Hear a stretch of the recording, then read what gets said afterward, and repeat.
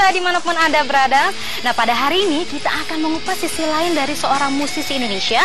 Ikuti saya terus.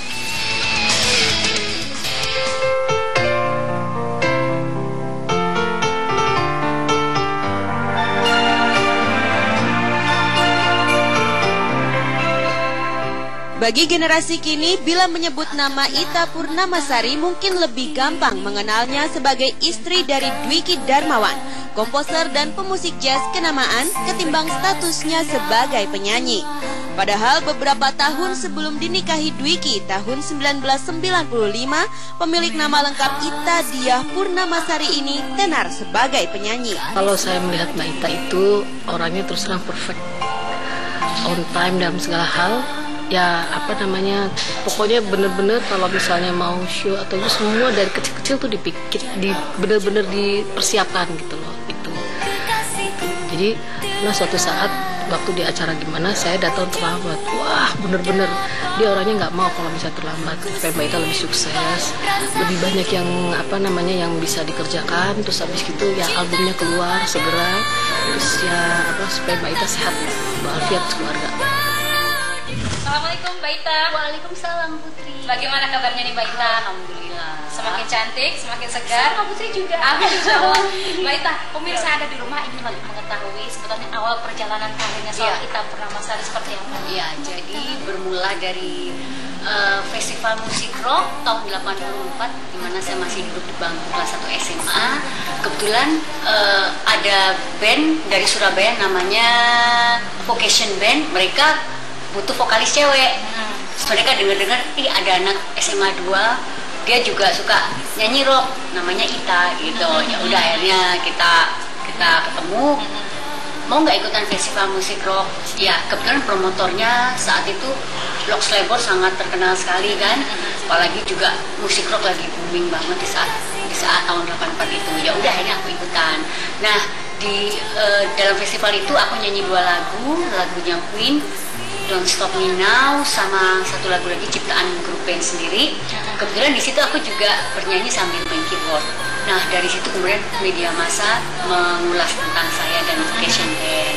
Memang sih nggak dapat menang apa-apa, tapi banyak sekali ditulis karena gaya kita yang cukup eksentrik ya, cukup nyentrik pokoknya. Dan sangat energik kita ya Mbak Ita ya. Saya itu juga vokalis rock perempuan yang nyanyi di acara situ kayaknya cuma 1-2 orang deh. Oke, kalau berawal dari festival band, kemudian pada saat itu apakah langsung menelurkan album atau bagaimana? Enggak, perjalanannya masih panjang. Terus kemudian aku juga sering mengisi acara di stasiun TV RI, stasiun Surabaya kan juga ada.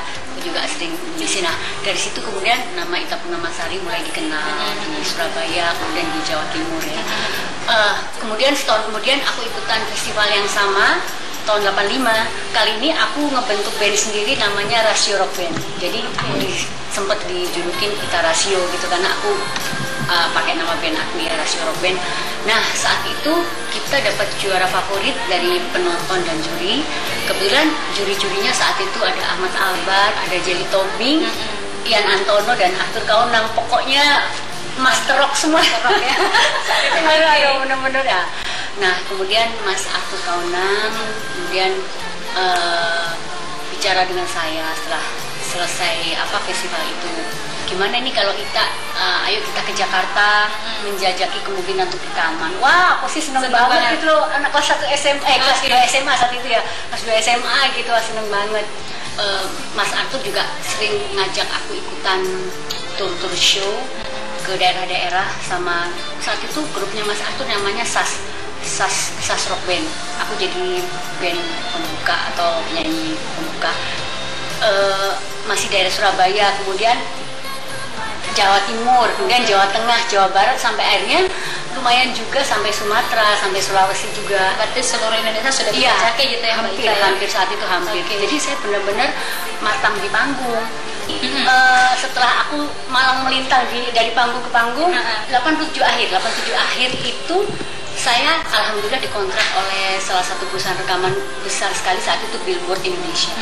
Nah dari situ kemudian album perdana saya sama Mas Arthur Kaunang, judulnya Penari Ular, rilis di tahun 1988. Alhamdulillah booming di masyarakat.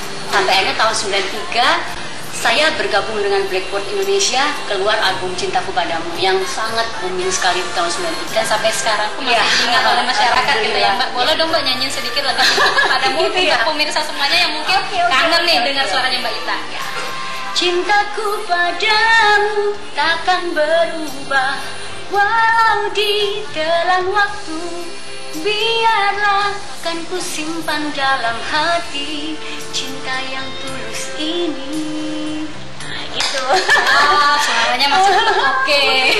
Dan juga kalau nggak salah Mbak Ita dari album tersebut juga mendapatkan the best. Oh iya, kebetulan BASF ya, Mbak, ya? sebelum album Cintaku Padamu saya sempat mendapatkan BASF Award tahun 91 lewat lagu Sanggupkah Aku ciptaan Yongki Suwarno, dan juga bareng grup Tiga Darah juga mendapatkan BASF Award juga untuk lagu Nona Manis. Kemudian tahun 93 mendapatkan penghargaan yang sama untuk lagu Cintaku Padamu. Wow, berarti banyak sekali penghargaan yang sudah didapatkan nih pemirsa ya. Nah mungkin Mbak Ita, sebetulnya orang-orang yang berada di belakang Mbak Ita nih, orang-orang yang berjasa selama perjalanan karirnya, siapa aja sih Mbak kalau kita boleh tahu? Yang pasti saya sangat bersyukur sekali atas karunia yang sudah diberikan oleh Allah Subhanahu Wa Taala ya, untuk talenta saya gitu. Saya juga bisa nyanyi, bisa main piano. Tak lupa yang pasti kedua orang tua sang support, kakak-kakakku juga yang pasti, dan Mas Arthur Kaunan untuk awal karir saya. Selanjutnya ada Mas Yongki Suwarno yang nyiptain lagu Sanggupkah Aku, Biarkanlah Cintaku Padamu yang tiga-tiganya booming di masyarakat. Kalau musik secara kreativitas nggak pernah habis. Kita yang biasanya mematok kitanya yang tidak produktif. Bikin lagu yang simple, yang masyarakat banget, yang orang dengar malam, semua moodnya sama. Oke pemirsa, kita lanjutkan lagi perbincangan yang semakin seru dengan Ita Purnamasari. Mbak Ita, kalau tadi berawal dari karir, kemudian suka dukanya nih menjadi seorang penyanyi seperti apa? Dukanya itu biasa ya, kalau kita mainnya pas musim hujan itu kan banyak lumpur. Dulu kan show-nya itu sering sekali di open air gitu ya, di lapangan gitu. Penontonnya suka iseng main lempar-lemparan. Dulu tuh ya Mbak ya? Nggak semua penyanyi siapa aja, pemain bandnya juga pasti kena lempar lumpur-lumpur itu. Tapi pengalaman itu sangat tidak terlupakan. Tidak akan terlupakan, dan itu memang pengalaman yang seru aja sih jadinya. Terus kalau sukanya pada saat saya bareng Mas Dwiki ikutan misi budaya bersama Kementerian Pariwisata Ekonomi Kreatif ya, kita ke Meksiko.